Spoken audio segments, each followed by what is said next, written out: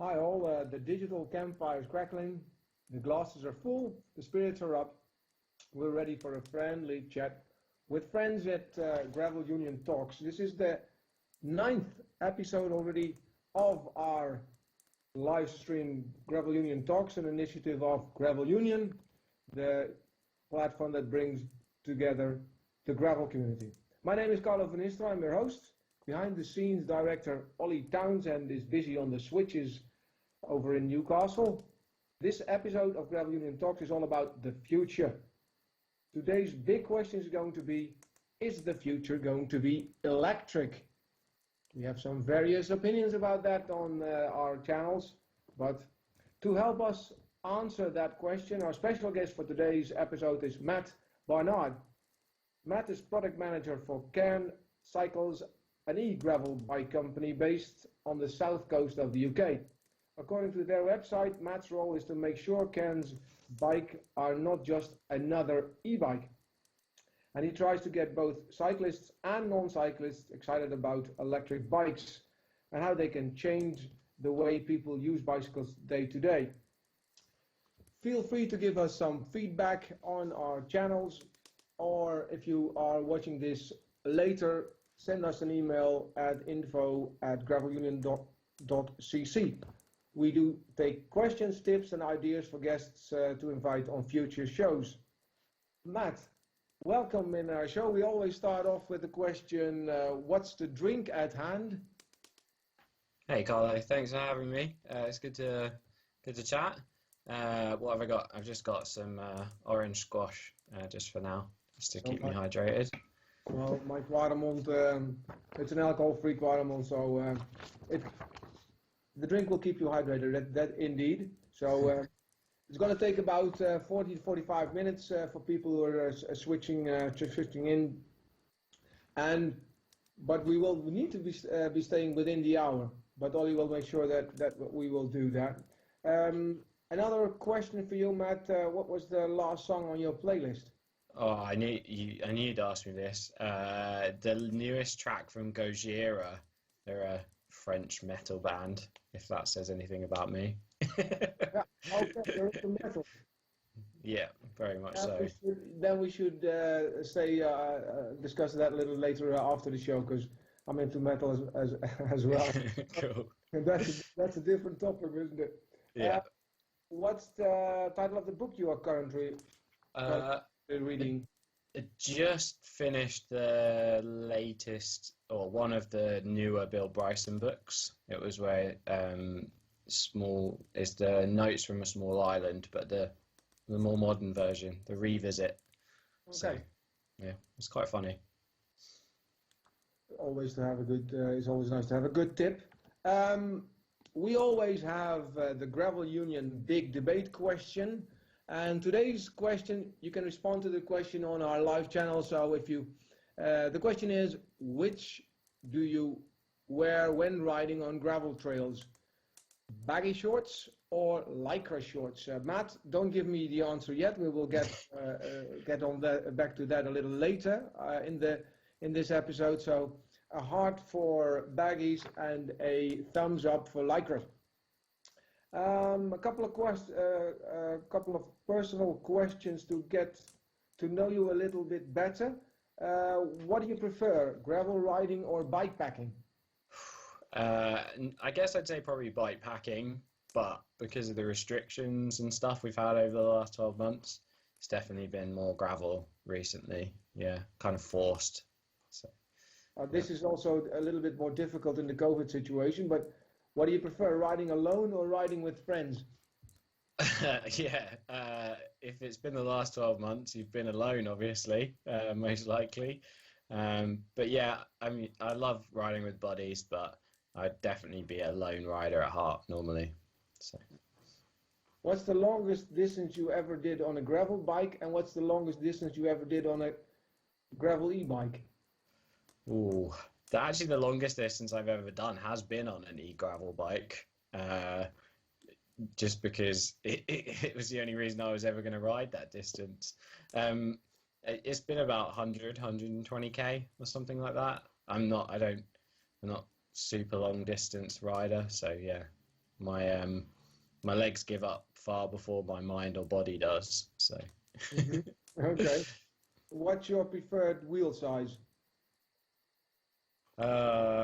This is also a controversial one, isn't it? Um, Definitely 700C. I was quite into 650B, but the last 12 months definitely been swaying back to the more traditional size for sure. Yeah. Okay. What do you prefer, electronic or mechanical group set? Oh, mechanical every day. Yeah. Yeah. The tire size choice, well, probably depending also on the terrain but what are you currently riding with in your environment? Um, I'm really enjoying the new Pirelli Gravel H. I think it's like 40C. It's pretty cool. It's a pretty good little tire, really fast on and off road. It's got a surprising amount of grip for the amount of tread that it has. So yeah, it's pretty cool. Do you always plan the routes that you ride, or you just go out and see what happens? Oh, always have to plan. I've always got limited time. Always got to be somewhere or do something. So yeah, definitely have to plan ahead. When's the last time you cleaned your bike? I don't clean bikes. Just one or I was a bike mechanic for so long that I just got fed up with washing bikes. So yeah, don't bother anymore. I keep the important parts clean, but otherwise, yeah, don't wash bikes. okay. Okay. And how many bikes do you own? Benefits of being a product manager means you don't have to own many bikes. You can just use the ones that you make. So I only own 2 at the moment. What's your favorite bike? Owned. Favorite owned bike. I've got a Kotick hardtail, which is a bit of a hooligan. It's far more capable than a hardtail should ever be. So yeah, quite enjoy that. And finally, the editor-in-chief has put this one in. Your choice between an e-gravel bike or an acoustic gravel bike. Oh, I should probably say e-gravel bike, shouldn't I? No. No, definitely e-gravel. It's like popcorn at the cinema. Once you've started putting your hand in the pot, that's it. You'll never want to go back, for sure. Okay. Well, we're going to discuss all the options of because many people will need to learn more about the gravel e-bikes, because it's a pretty controversial topic we've noticed on our platform. So you can you can make your point for the gravel e-bike. We've asked you to bring in some pictures of you in the past, so we can also see you your development as a rider. This is the first pictures you sent in. Just guide us through the pictures that we see. Okay, cool. So this first one is just from when I was a late teenager, early 20s, doing a bit of downhill racing, a bit of sort of, UK downhill racing was never really the same as proper downhill racing, but yeah, like mini enduro series and stuff like that. Yeah, that was probably 10, 15 years ago, probably more than that, maybe. But and that was also your start into riding. Did you ride road bikes before, or just you started with downhill riding? I've always been a mountain biker. Yeah, always. I didn't pick up a road bike until I was mid-20s, I'd say, and mostly to commute on rather than actually getting into like road riding and the performance side of cycling for sure. So yeah, just always been a mountain biker from the start basically. So yeah. Ollie brings up the next one. There's a red carpet. Is it a premiere, or what is it? It's just to protect the jump. They don't seem to do it anymore because we've got like technology that protects them, I suppose. Like people whack them down and stuff now, I guess. Whereas back in the day when all you had was the back of a shovel, I don't know. This was just Chicksands, which is kind of just north of London. It's quite a famous kind of UK riding spot. Again, when I was I was probably even younger in this picture than the previous one. So yeah, just got into dirt jumping, which was a mistake, for sure. Not one of my more favorite disciplines of mountain biking. There's lots of pain involved, even at a teenage years. So And you also know or met celebrities. This is Sir Chris Hoy, if I'm not mistaken. it is indeed.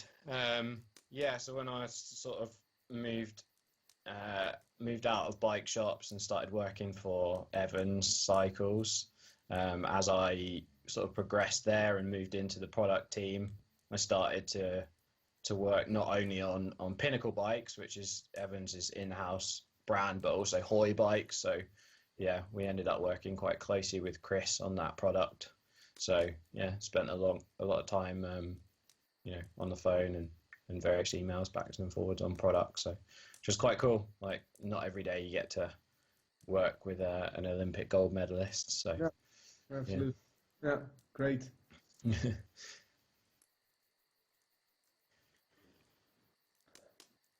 Bikepacking.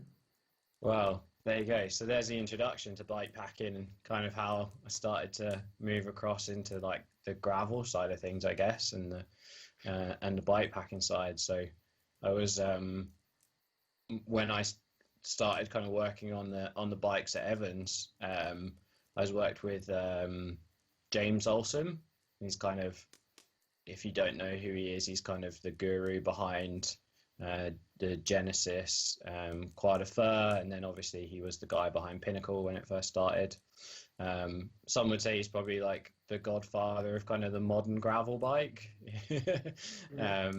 So when I started working with him, just sort of being around him just makes you interested about this kind of long distance off-road bike packing, traveling, all that kind of stuff. So this picture's from my first bike packing trip.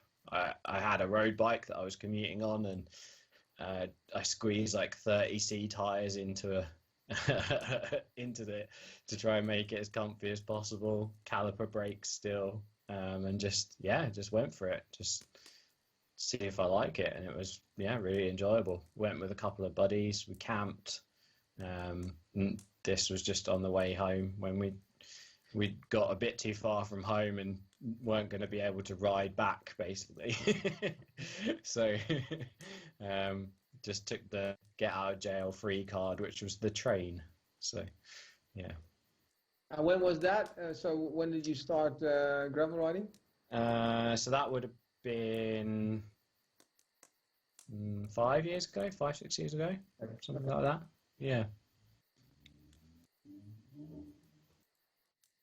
Another relaxed image of you. On the kind of crib sheet you guys gave me, is sort of some of the points that you might sort of ask me about. You said, when did you first ride an e-bike? And there's a bit of a story behind it. I was a buyer at Evans, so before I started working on product, and we were quite early adopters of e-bikes.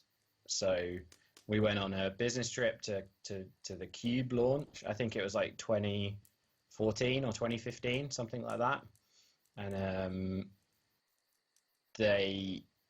I was basically trying to look for pictures from that trip of a Cube or a bike or of any of us riding bikes, and the only one I could find of was me drinking a German beer. So basically starting out pretty early on the e-bikes and being interested in what they could do for cycling, basically. Probably shouldn't have had too many beers having ridden an e-bike, but you can, but it's not too bad. So yeah, so that's from that trip, which has kind of started me down the road on the path that I'm on now, basically. So e-bikes and yeah. This is you in more recent years, I think. Yeah, so this is probably the only picture of me riding a Cairn. Don't like people taking pictures of me. I think that's the problem. So yeah, so this was our trip to Girona last year. Not last year, 2019, back end of 2019. We just launched the e-adventure, and we were sort of doing a bit of a media tour across a few different places, the UK and Europe. And yeah, the photographer snapped me just as I came around the corner. I didn't know he was there, so and looking cooler than I probably should have. No, not knowing I was probably pretending I was a much faster rider than I am. So yeah. Can't see how fast you go in the picture. This is one of the products. Yeah. So we've got 2 bikes that we produced. This first one is the e-adventure. This is our Fazua bike. So it uses the Fazua drive system, and it's the whole idea is kind of low weight. Maybe it's a good. I'm sorry to interrupt you, Matt, but maybe it's a good idea to introduce people to Cairn. Some people haven't heard of Cairn, so maybe you can tell a little bit more about the background of Cairn as a bike brand, as an e-bike brand. Yeah, of course. No worries. So, Cairn is obviously an e-bike only brand. We're part of the Rider Firm. So if you don't know the Rider Firm, that is, to most people, that's hunt bike wheels and privateer bikes. So they're kind of those brands are obviously slightly bigger than us right now, and they sort of pay the bills, which is nice. But yeah, so most people know us for hunt and privateer. And basically, a couple of years ago now, 2018. The owners, Tom and Pete, basically could see where the e-bike market was going, and you know, everyone in the office was riding gravel bikes or commuting on bikes with wide tires and disc brakes and all these kind of things, and they just saw an opportunity. They were out in Taiwan visiting some suppliers, and someone had a sample bike there, you know, a kind of open mold product, I suppose you could call it, or what most people would call it. So after that, you know, the guys that were already there sort of made some modifications and improved the design and worked really hard on to get the geometry right. And then that's when I stepped in. Basically, they provided me with a done bike. And I just sort of came in and got it to market, basically. So, what is maybe you can explain a bit more about the role that you have within Cairn. Maybe that's a good idea to introduce also your role, because it's cool. Product manager. You know, we have this idea. Okay, you develop a bike, but what is it? What you do?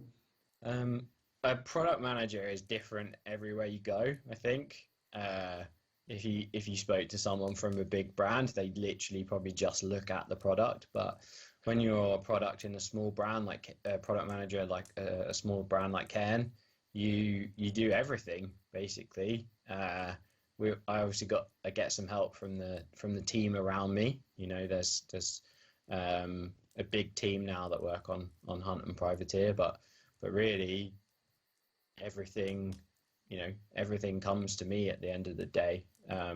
So that's whether that's product, logistics. I might not have to actually do them, but I probably have to make the decisions, which is always quite daunting.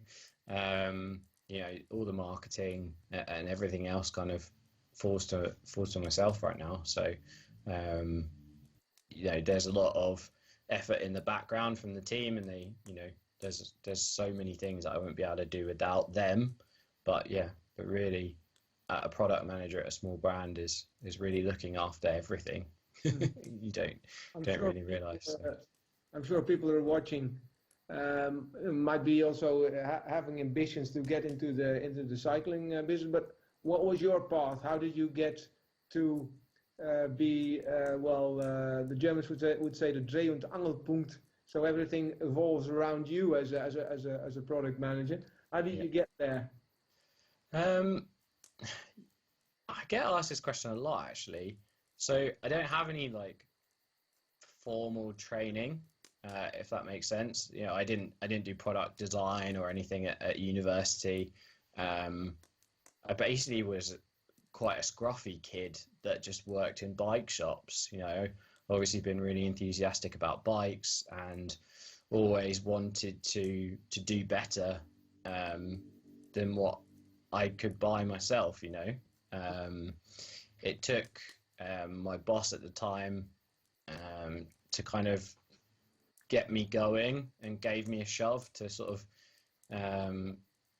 start doing better, you know, stop moaning basically and stop being a grumpy mechanic and go and sort myself out and get and actually, you know, get myself on a path that would you know would mean I could make those changes myself. So the bike buyer Evans at the time, he kind of took a chance on me. I was a scruffy kid, probably wasn't fit for an office at the time, but he molded me into someone that you kind of see today. So and I just worked my way up basically. We started as the content guy, so just basically every year when all of those new bikes come out, you know, someone's got to put them on the website. So started out there, I moved into buying, and then yeah, because of the kind of involvement with own brand product at Evans, you just end up working on the Pinnacle and Hoy range there. So yeah, just moving my way along until I entered that product team, and then yeah, it was a very steep learning curve from there. But hopefully I don't do a bad job these days. So yeah. So you're a self-made man. I don't know about that. I think my wife would have something to say about that. Okay. The big question of today. Well, let's have that in straight away now. Is the future going to be electric? What do you feel about that? Yeah, I think it is. I think you only need to look at the way that cars are going. And motorcycles versus bikes, obviously. They're not going to please everyone. Not everyone is going to go electric, you know, in the same way that people still keep like classic cars running and things like that. You know, that side of the thing is never going to go away. People aren't going to go away from acoustic bikes. That they'll always be here. There'll always be a need for them. But I think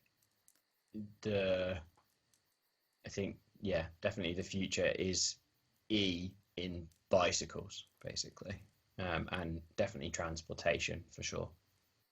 So. Well, we have some purists under the audience, I'm sure.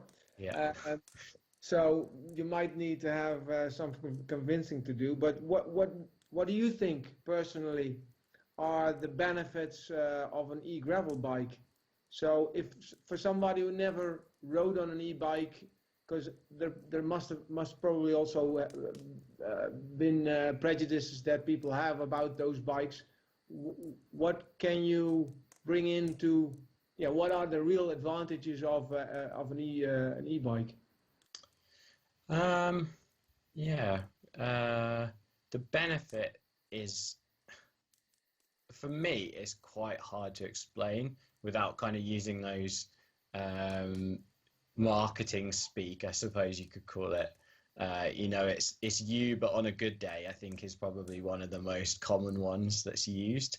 But I think like it's definitely it definitely just brings more to the riding experience, basically. So it's like, think of your best day on a bike, and how much fun you had, or how much interesting things that you saw out on your ride, or all those kind of things. And for me, it kind of takes what is amazing about cycling, and it kind of just makes it better, but it doesn't take it away from, it's not taking away from the essence of cycling and that kind of community that we have.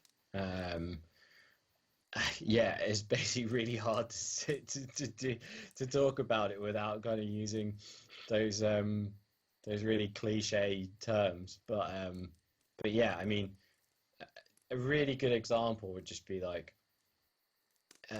when you're riding a gravel bike, if it's on a really rough bit of ground, it's an e-bike is kind of like the 29er effect. When we moved to big wheels on mountain bikes, everyone was talking about the rollover and the kind of, how smooth the ride was. And I think that's a big part of e-bikes. It's the kind of momentum, and it's the the kind of movement of them just makes the experience a lot more enjoyable. And specifically from a kind of gravel aspect and the kind of bike packing side of things, it just means you can carry all of that additional stuff that you really want to carry. Like, you don't have to sit there and say, do I need this down jacket and my bivy bag? Or like, you could just take a tent, because you don't have to worry about carrying it, because the bike's helping you out. So it is kind of specific from that side that obviously makes it better too. So yeah. Mm-hmm. And the basics of a bike, like, and for people who never experienced it, it'll help you to have, like, what kind of a speed, and does it take you to that speed, but is it capped, or? So for the European market, e-bikes are all capped. So the assistance has to be provided when pedaling, is the basics of the rule. The speed is then capped at 15.5 miles per hour or 25 kilometers an hour, depending on how you like to read your speeds. But the whole point is that it's not a throttle. It's not a motorbike. It is genuinely just assisting you. The way that the systems work now is so insanely clever. It's quite complicated, but it basically, it's never giving you more than 250 watts, basically, is what the kind of legal limit is.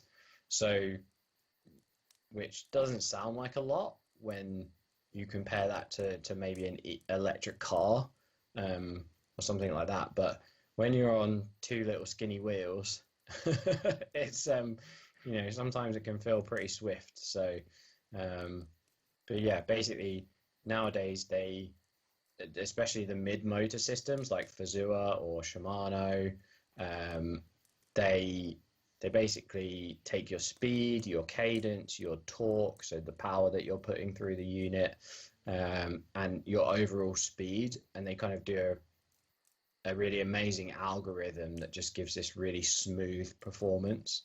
So you don't really know it's there until you turn it off, basically. And then sometimes it is a bit like riding through treacle, but but yeah, it's all kind of regulated and capped, and but the technology is improving every day, basically.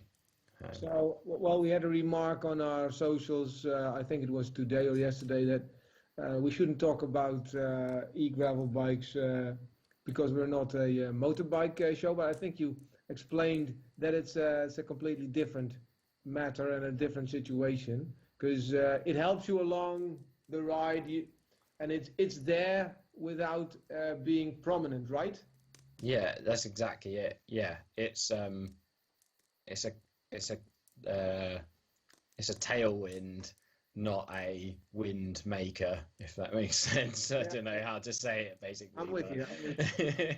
It's you know, it's an assistance, and that's the really important word I think for e-bikes, is that it's helping you when the terrain gets difficult, or it's helping you get to work in some kind of decent state, or it's doing all of these things. Whereas if it was a motorbike, you're not putting in any effort. You're basically just turning the throttle, or like you would in your car, just pushing the pedal. It's quite a relaxing experience. Whereas there's tons and tons of data now that shows e-bikes are just as good for your health and for your bodies as acoustic bikes. So you put in the same effort, but you ride a longer distance. Yeah, or harder, or faster, or that's exactly it. If you've got a route that's 20 kilometers with 25 kilometers with 1,000 foot of climbing, on an e-bike, you might do 35 kilometers and 1,500 feet of climbing in the same period of time. So yeah. When we noticed on Gravel Union, the platform, that sort of a development. The first articles we did on gravel e-bikes, people were like putting a burning cross in our front yard because we shouldn't talk about e-bikes because it was not done. We see that at least in our community, people are getting more liberal as far as the e-bikes are concerned. Is that also something you noticed in your day-to-day work because you are developing a market?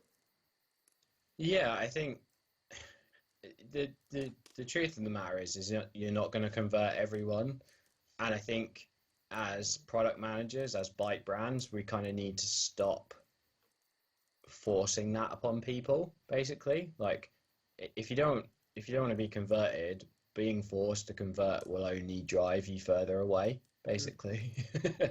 So, the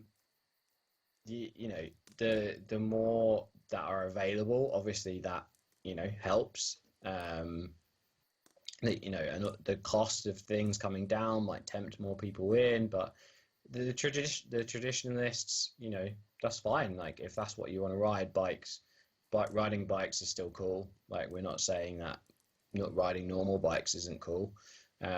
We still do that too. We still ride big enduro bikes and mountain bikes and road bikes. Fixed gear, single speed, round town and all that kind of stuff. So we still love acoustic bikes too. It's just that we think that e-bikes offer something a bit more that those bikes don't anymore. Basically. Well, also, I'm sorry. The biggest thing for us is just to give it a go. I think basically a lot of people write them off without having tried them. If you've ridden one and it wasn't for you, cool, that's fine, But if you haven't ridden one, then you've got no idea what you're missing out on, basically. So you feel that the acceptance of the gravel e-bike that's in progress, right? I think so. I think drop bar E was always going to be a more difficult sell than e-bikes and e-mountain bikes. But give it a go because it's a lot of fun. So. Well, let's talk about the products that you have on the market, and maybe readers also can be a little bit more convinced to try it out. Because I'm with you. If you need to try out an e-bike and you learn what the experience is, rather than just saying, well, it's off limits. So what are the e-bikes that you have on the market with Cairn? So currently we currently have one, which is our e-adventure. It's uses the Fazua system, as I mentioned before, which is it's based around a lot around the weight of the product, so that the total system is under 5 kilos. So it's a super lightweight system, which basically means even on our alloy bike, you've got an e-bike that's under 15 kilos, which is pretty good. Like, there's not many normal bicycles that you can buy that would be under that, whether it's mountain bike. Obviously gravel bikes are a lot lighter, but yeah, so you're not getting far off there with like a normal gravel bike weight. The beauty of the Fazua system is just the way that it brings the power. So it's not like some of the big torquey mountain bike systems. It's a bit more designed to be smooth, and with trying to avoid the cliches, but it is kind of a bit more of a helping hand, and it's a bit more of a kind of tailwind system. There's just, it's enhancing the ride a little bit rather than the kind of punch in the gut that you get from the big EMTB systems, basically. So the geometry on that bike is kind of what you would recognize from your normal gravel bike. So handling should feel fairly similar, and it should feel fairly neutral and fairly common thing. Like, but yeah, obviously you've got the only real reason that you'd notice that there's an E system in there is that it's got a slightly chunky down tube. So, and we currently offer that bike in two kind of specifications. So we have the 700C version, which is kind of a bit more, I suppose, what's becoming all road, which is this kind of sort of big tire road disc brake setup. And then we do a 650B spec, which is, I believe, the one that you can see in the picture there, which is comes with a dropper post and 650B wheels, obviously, big mountain bike tires, basically. So bit more kind of what we might call UK gravel at the moment, rather than like which is a bit more kind of off-road based, riding single track and stuff. Probably lots of things we shouldn't be riding on drop bar bikes, basically. but it's fun to do so. So yeah, and then we're just about to launch a new product, which is going to be called Brave. So this bike sort of came around off the back of all of our testing that we did on the e-adventure, and I spent a lot of time on gravel bikes over the last few years, and there's obviously a lot of things happening with gravel at the moment, with suspension and dropper posts, and in the back of my head, all I kept thinking was, and I think everyone's been there and everyone's done it. Everyone keeps going, well, I could just do with a little bit more tire clearance, or if I could fit 650B by 2.4, that would make it so much better. So I guess this is kind of the next step. And because it's getting further away from a gravel bike and probably slightly closer to a mountain bike, we could kind of throw the rule book out a little bit. We didn't have to kind of stick to the kind of, not gravel rules, but kind of stick to the more slightly traditional gravel that we have at the moment. So we're kind of pushing the boundaries with that. It's a big 29er 2.5 tire clearance bike. It's going to be available with a drop bar or a flat bar, depending on your preference. So I suppose the flat bar is a bit more like a rigid mountain bike, and the drop bar is more towards like your gravel bike style. But it's the same frame platform whether you buy drop bar or flat bar, basically. So we've kind of been working really hard on the geometry to keep that gravel feel to kind of keep that nimbleness and that the fun side of riding gravel bikes off road, but kind of bring in the capabilities that you get from having a 29er wheel and tires and all that kind of stuff.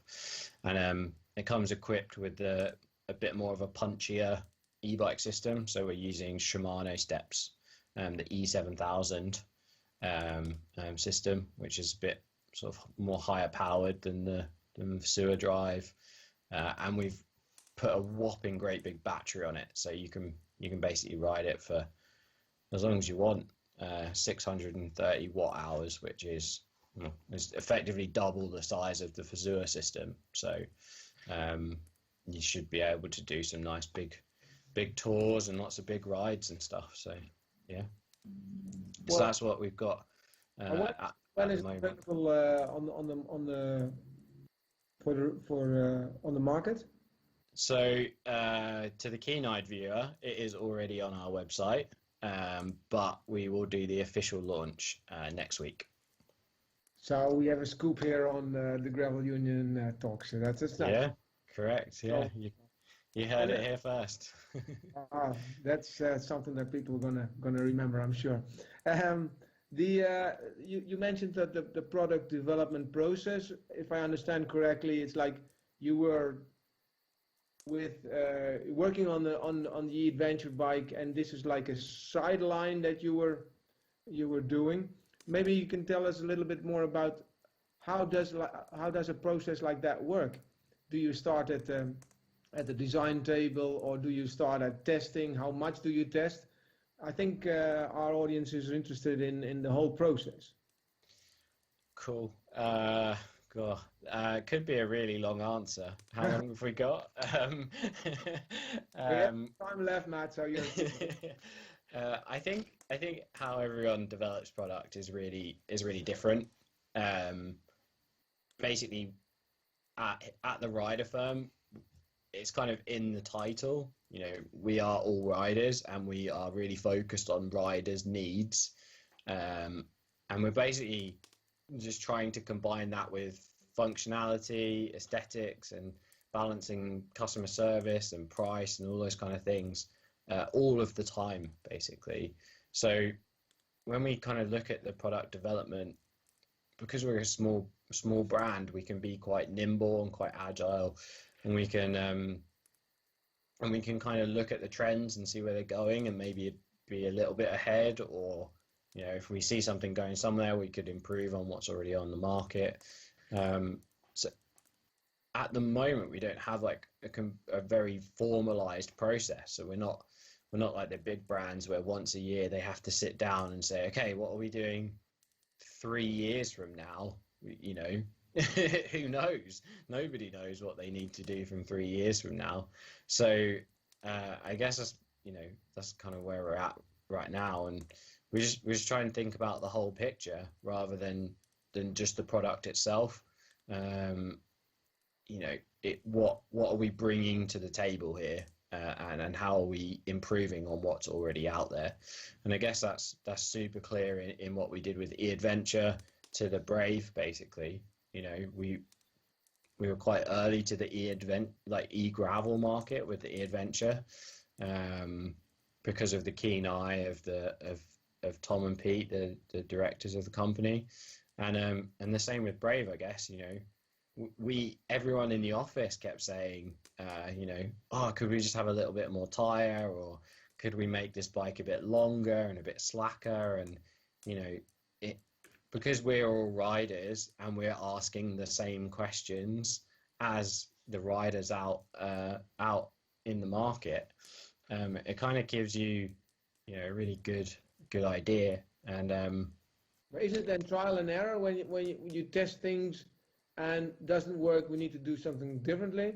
Yeah, 100%. I think it doesn't matter who you work for or what bike brand, it's always going to be trial and error.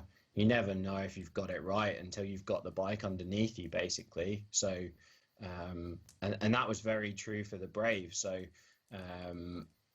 we made a concept bike, and it was too long. Basically, we'd pushed the boundary of drop bar bikes too far. So the production version of that bike is I guess you could call it a slightly tamer version of the concept bike, but really it's making it right for what people need. Basically not just pushing the boundaries for sake of pushing the boundaries, I guess. But because we feel quite attached to our customers as well.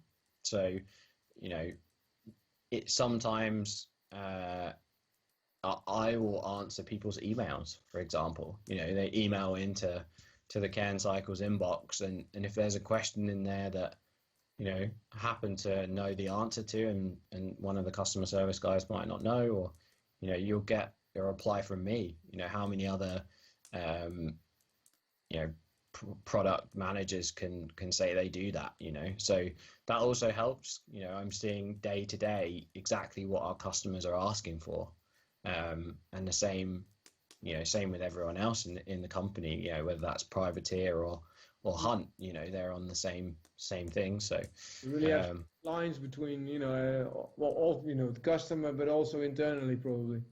Yeah, exactly. So how much hours did you test on the bike before the Brave is on the market? Is it I'm just curious how much hours on the bike before something is ready to, you know, well, when you say, well, okay, now it's ready, now it's I mean, it's never ready. You can ask any product manager when a bike's ready, and it's never ready. You kind of just have to commit to it. But basically, the bikes are doing hundreds, thousands of kilometers before they even exit a prototype stage. You know, we're not just going to throw something on the market for speed, or because we want to be the first there, or anything like that. And I don't think anyone does that. Like, I think everyone always puts in a decent amount of time, and if things crop up during the ride testing, then you'll try and fix them. You can't always. Sometimes the timeline just doesn't allow you to do that. But I was trying to remember the number of kilometers that everyone within the business achieved last year, because it was quite a big number. I think it was like 200 and something thousand kilometers that everyone in the rider firm did last year. And obviously, like, that's across all of our brands, so across Hunt, Privateer, and Cairn. But it kind of gives you a guide as to how much riding that we do as a business. There's like 60 of us, 50 of us, something like that.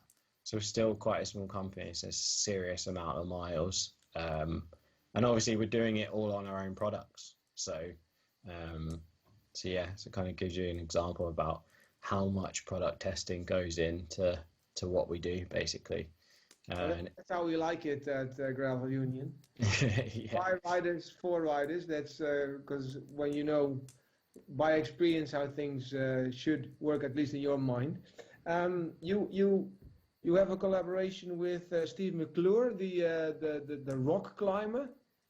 How did that come about? Because it's in promotion videos you often see famous cyclists, but you decided differently.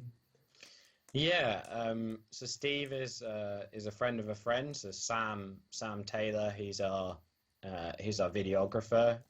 Hopefully you can see the video on the stream now. Yeah. And yes, so Sam hooked us up. They're friends from doing some of the Sheffield Outdoor City events, and Sam's a keen climber, and he said, look, Steve's a really keen cyclist.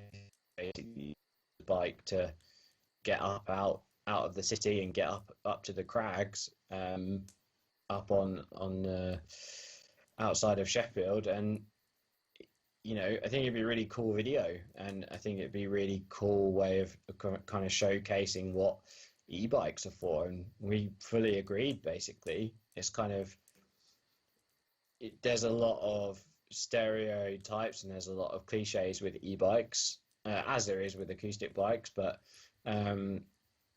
basically, yeah, just showcases how much Steve could achieve with the additional support of the e-bike. Basically, you know, he might ride out to one, maybe two crags on a day, like if he was just riding his own bike. I think on that day that they were filming, so bearing in mind there's a bit of backwards and forwards when you're filming, it's not as smooth as it always appears. I think they managed to get to like 7 or 8 crags on that video, which is insane, and it was only achievable because, you know, Steve could ride between them on the e-bike, and they even got to some of the more adventurous crags that are, you know, a bit more off-road, and Steve wouldn't ride there because it basically wears him out too much before he gets to actually climbing. You know, and bearing in mind Steve's a super fit guy, you know, he's one of the UK's leading climbers, like, so yeah, it was a really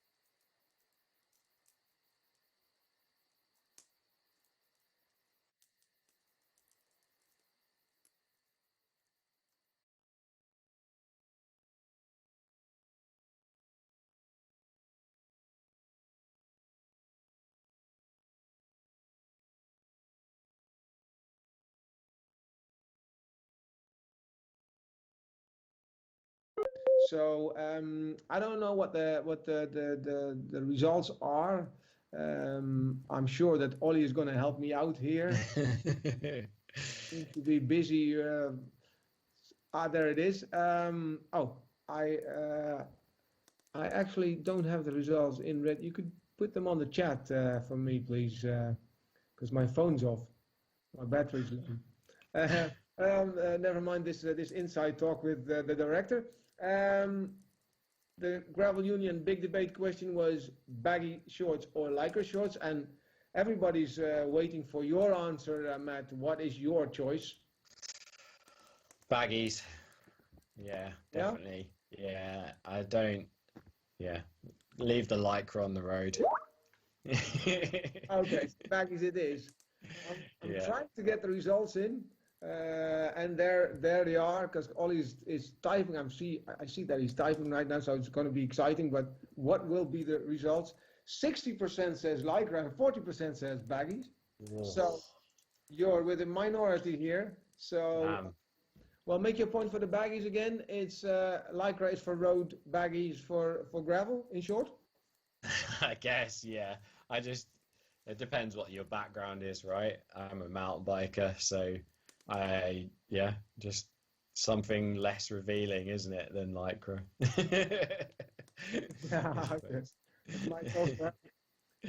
I think it's even different from country to country. I see, I live in the Netherlands. In the Netherlands, you see, well, way too much lycra.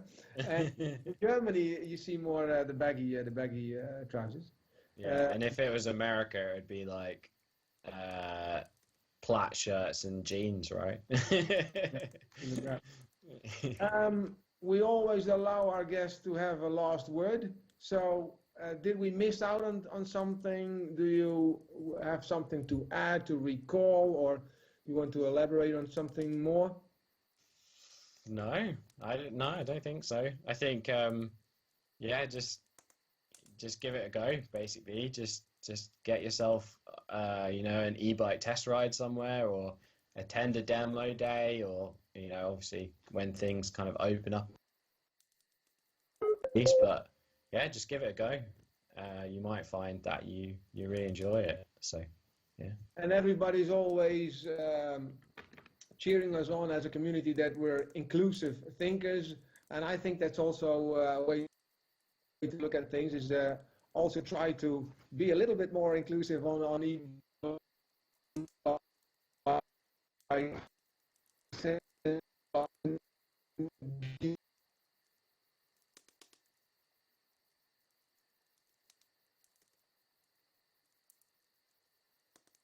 on the gravel platform itself. Yeah. Thank you very much for your time, Matt, and being on our live stream. Thank you. Thank you very much. It's been good. Thanks. Okay, if people have any questions more, they can just send us an email and we'll guide them to you. Good luck with the new and the Brave bike and the Adventure bike. Again, thank you very much. Also, special thanks to our man in Newcastle, Ollie, who always stays out of the picture literally, but he does everything. He did a great preparation again. Thanks, Ollie. Thanks all for being for watching us and being online for us. And we know that a lot of people rewatch this live stream. So if you have anything to ask, just send us an email. Have a great evening, afternoon, morning, depends the time you're watching this. And we'll see you around next time. We'll have our Gravel Union talks every month. So next episode, we don't know what's going to be on it, but it will be something interesting, I'm sure. Again, thanks, Matt. Have a great evening and good luck with you with the house and everything. Thank you. Okay. Bye bye. Yeah.